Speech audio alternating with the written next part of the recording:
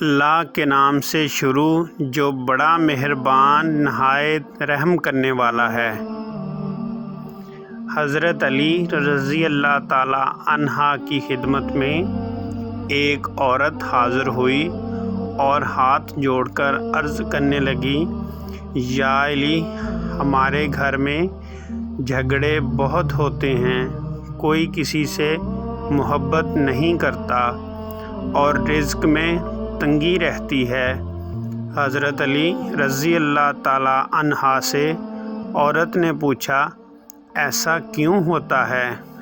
عورت کا سوال سنتے ہی امیر المومنین حضرت علی رضی اللہ تعالی عنہ نے فرمایا، اے عورت، جب تم اللہ کا رزق پکاتے ہو تو کچھ نیچے تو نہیں گرتا؟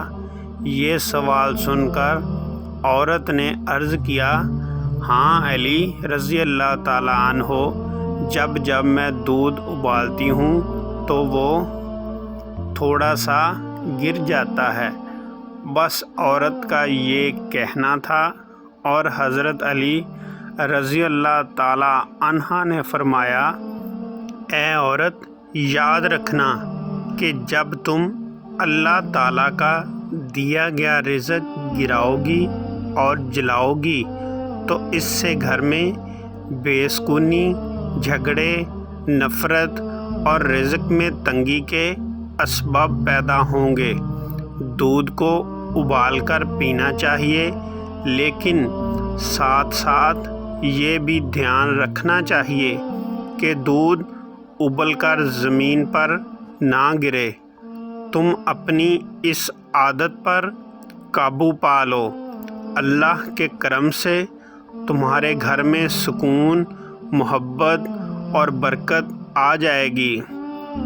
حضرت علی رضی اللہ تعالی عنہ کی بات سنتے ہی عورت گھر گئی اور آئندہ اللہ کے دیے ہوئے رزق کو ضائع ہونے سے بچانے لگی، اور یوں دیکھتے ہی دیکھتے اس کے گھر میں خوشحالی اور ہر طرف سکون ہو گیا۔ سبق یہ ملتا ہے، اپنے گھر میں اللہ کے دیے ہوئے رزق کو ضائع ہونے سے بچائیں۔ شکریہ۔ ہر حال میں اللہ تعالیٰ کا شکر ادا کرو۔ شکر الحمدللہ۔